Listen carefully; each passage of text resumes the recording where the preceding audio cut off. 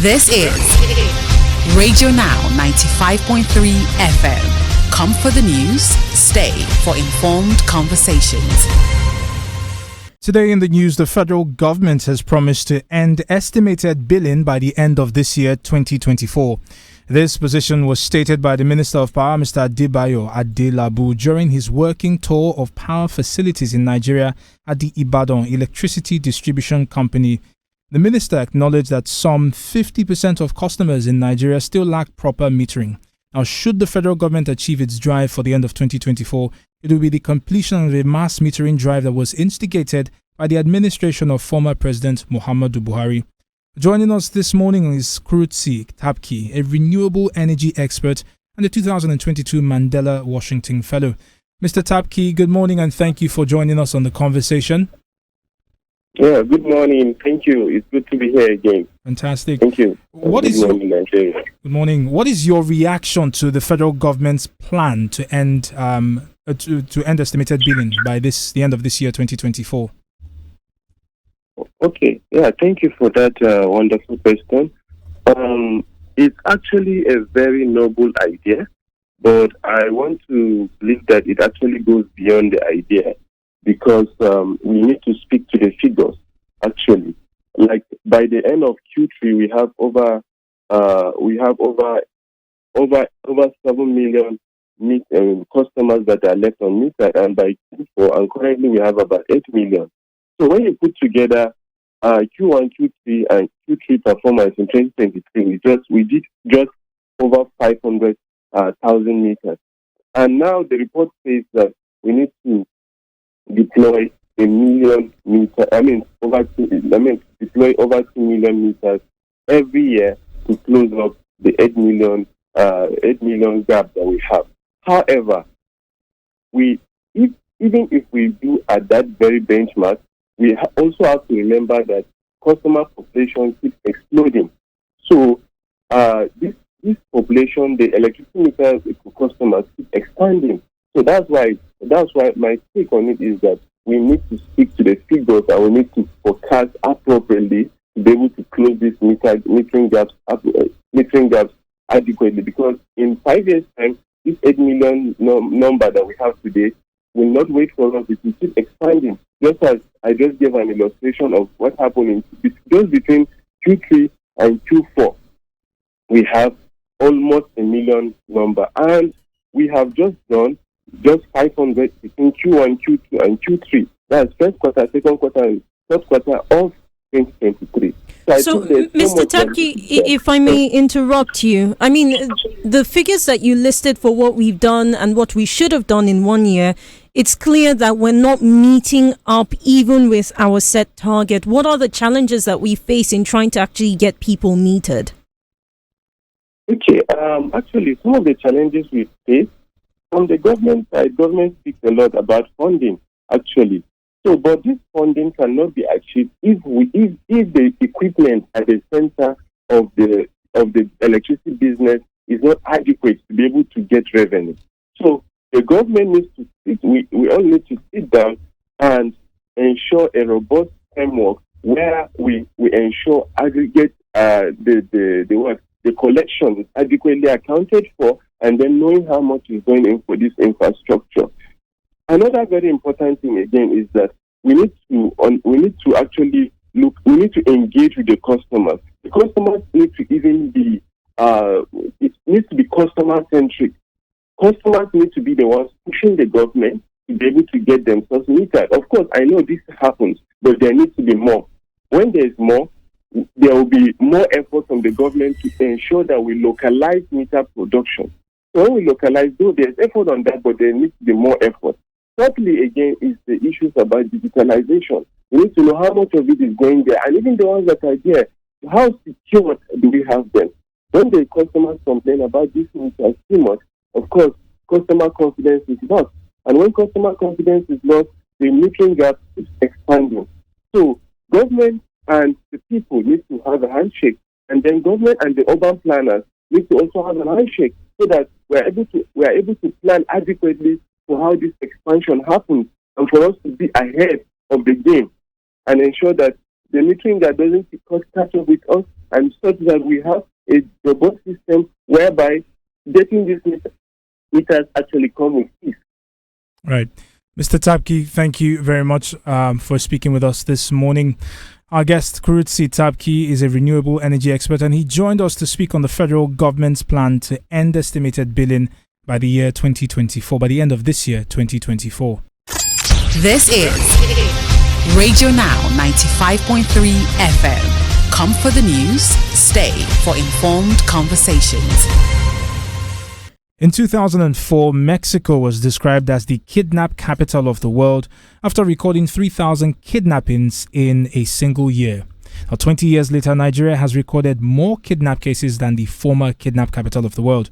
The year 2023 saw Nigeria record 3,620 kidnap cases, with 15 of these incidents recorded in Abuja, Nigeria's capital city, seat of the president, and home to every law enforcement organization in the country.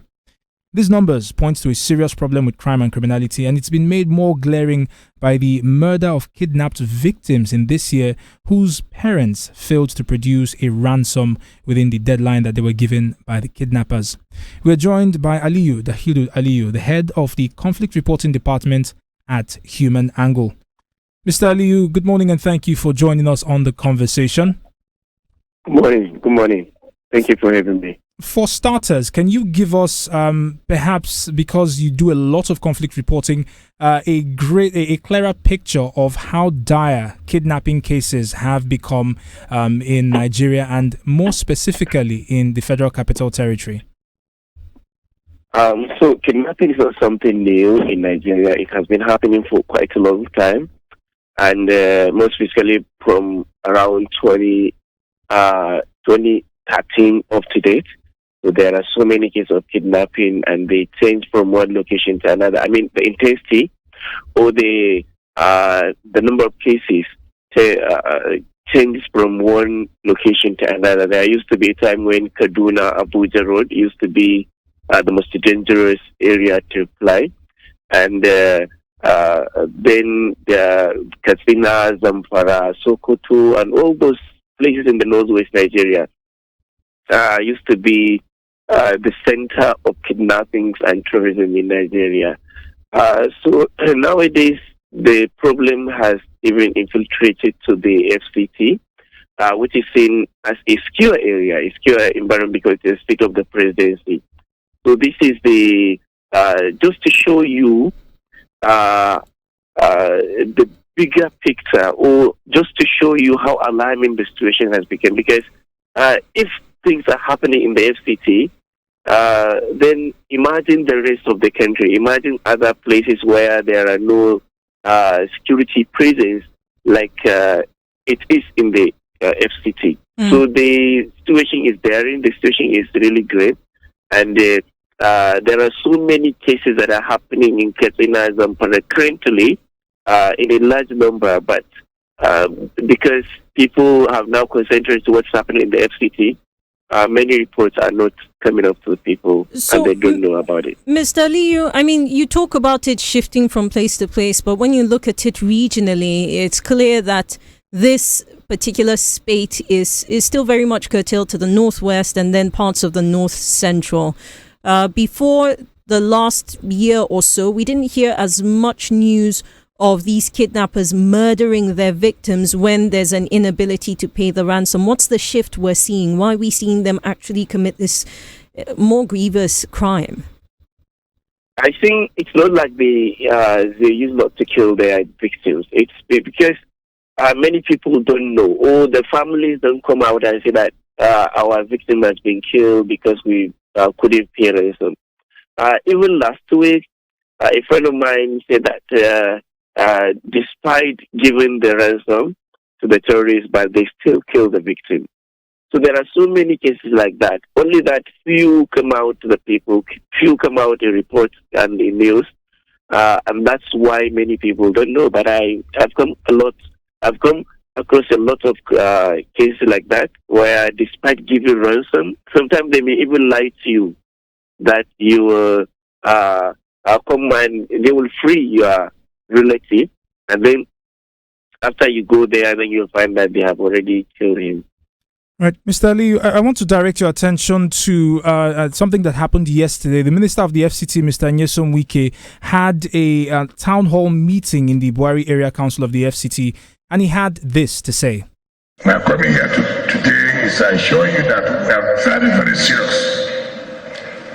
We are very, very serious. All those criminals, bandits, enough is enough. We'll do everything within our powers to make sure that we will not allow this to happen again. These bandits were chasing me from the northeast, so they're making their way down. We'll make it hot for them. We cannot be encouraging kidnappers. We have to stop this idea of going to radio to say we are ready to raise money. When you do that, those criminals are happy. Right, so that's Mr. Nyesom Wike speaking, and his comments echo what the Minister of Defense, Mohammed Badaru, actually said at the end of the Federal Executive Council meeting yesterday, talking about the idea of crowdsourcing or crowdfunding ransom payments for kidnappers. They basically say the same thing. It is illegal. What is your reaction to these statements, given what has happened in the last couple of days as regards the kidnappings that occurred in Abuja? I think that's easier to be said by the leaders who don't have their relatives kidnapped. They always say it's illegal. They always discourage people from paying ransom. But the reality is, if your brother or your sister or somebody close to you is kidnapped and you see that you may likely to be killed, what can you do? The government hasn't protected your family, hasn't protected you, and now it's asking you to not to pay the ransom. It's asking you to allow your brother or mother or sister or even your father to be killed. So this is something that you cannot just illegalize something, and despite the danger that people are in already. So the biggest duty for the leaders are to protect the people first, to ensure that these kidnappers are not kidnapping people. They are not taking people and asking them to pay ransom. If they do that, then I believe there is no need for me to sell my house or to sell my car and pay ransom. Even me, I don't like to sell my car. I don't like to sell my house. I don't like to give out my hard-earned money to kidnappers. It's something that that will irk me. It's something that will affect me financially and emotionally. But there is nothing that I can do. So this is something that they need to look into. They should not just be saying that it's illegal without giving, a solution to it. They need to protect people first. All right. So, given the figures that were in our opening this morning, is Nigeria now the kidnap capital of the world? I don't know the statistics, but I know it's one of the, countries with the highest number of kidnappings in the whole world. But I don't know whether it's the first or second or third. I don't know the statistics so far. Thank you for speaking with us this morning. Our guest is Mr. Aliyu Dahiru Aliyu, the head of the Conflict Reporting Department at Human Angle, and he joined us to speak on the spate of kidnappings that have happened in the FCT. Now Breakfast continues with other conversations in just a moment. Do stay with us. This is Radio Now 95.3 FM. Come for the news, stay for informed conversations. Hello and welcome to another edition of Africa in Perspective. My name is Stephen Imediegu, and as is our tradition, we take you across the continent of Africa, bringing you the latest stories from the continent and interesting conversations, as well as interesting facts about the African continent. This is Africa in Perspective. Welcome to this edition.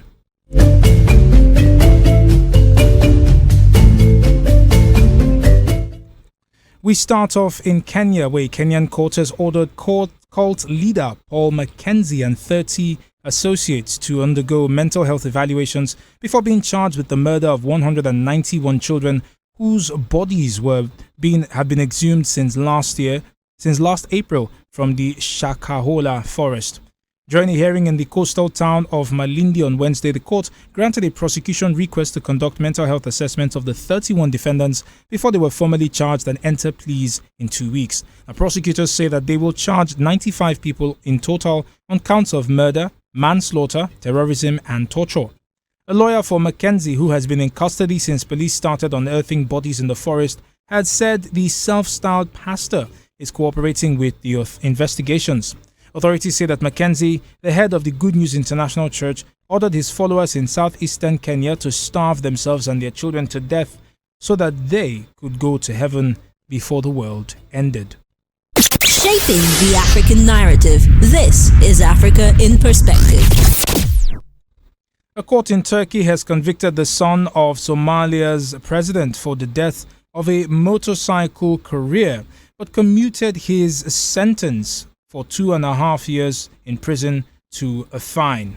Prosecutors also requested that Mohammed Hassan Sheikh Mohammed, the son of Somali President Hassan Sheikh Mohammed, be sentenced to up to 6 years in prison.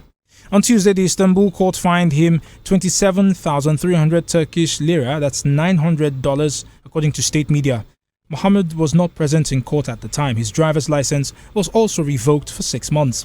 Mohammed was charged with causing death by negligence after a diplomatic car he was driving hit courier Yunus Emre Gosser in Istanbul on the 30th of November. An arrest warrant was issued for Mohammed after Gosser died 6 days later, but the president's son had already left Turkey on the 2nd of December. Your window to Africa today. This is Africa in Perspective.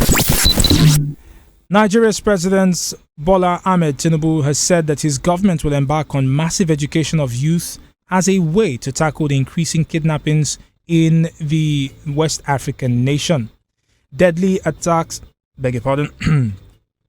kidnappings for ransom have threatened the capital city along with the rest of the country's conflict-hit north. President Bola Tinubu won the elections last year after promising to rid Nigeria of its security crisis. However, deadly attacks, particularly in the north, have persisted. The capital city of Abuja recorded a spike in abductions along major roads and in homes in recent weeks. President Tinubu condemned the abductions as disturbing, ungodly, and sinister, and touted education as the antidote to the troubles agitating the nation, according to a statement from presidential spokesman Ajuri Ngelale. Bringing context to every story, helping you understand why and how it concerns you, taking you closer to stories in Africa, analyzing and prescribing to our shared continental problems. This is Africa in Perspective. And still in Nigeria, Shell company has said that it is selling its onshore business in Nigeria's Niger Delta to a consortium of companies in a deal worth $2.4 billion. It's the latest move by the energy company to limit its exposure in Nigeria amid long-running complaints of environmental pollution caused by the oil industry. Shell called it a way to streamline its businesses in a country that it has operated in for decades, facing pushback after oil spills that have fouled rivers and farms and exacerbated tensions in a region that has faced years of militant violence. The buying company consortium is Renaissance, which consists of ND Western, Aradel Energy, First E&P, Walter Smith and Petrolin, Shell said. After an initial payment of $1.3 billion, the London-based energy giant said it would receive an additional $1.1 billion. Shaping the African narrative. This is Africa in Perspective. Our final news item on Africa in Perspective this week is from Zambia, where Zambia has commenced the administration of oral cholera vaccines. On Tuesday, authorities rolled out some doses in the Matero township, one of the affected shanty compounds of Lusaka, the country's capital, which was most affected by the current outbreak. The countrywide cholera outbreak has so far killed 363 people, 30% of whom were children under the age of 5, and sickened more than 9,500, according to health authorities. The outbreak started in early October of 2023 and had spread to most parts of the country, but the largest numbers of recorded cases are in the capital city of Lusaka. Authorities mobilized resources to contain the outbreak and opened a main treatment center at the Hero Stadium in the city. The outbreak also prompted the government to postpone the reopening of schools, which were meant to start on the 8th of January this year, as the country tries to battle the deadly waterborne disease. Africans leading the way. People rich in culture and beauty. Everything you should know about your home. This is Africa in Perspective. On Africa in Perspective this week, we turn our lenses, our eyes, our focus to Somalia, where a developing story has taken another turn. This is Africa in Perspective. Our conversation happens with Aliyu Dahiru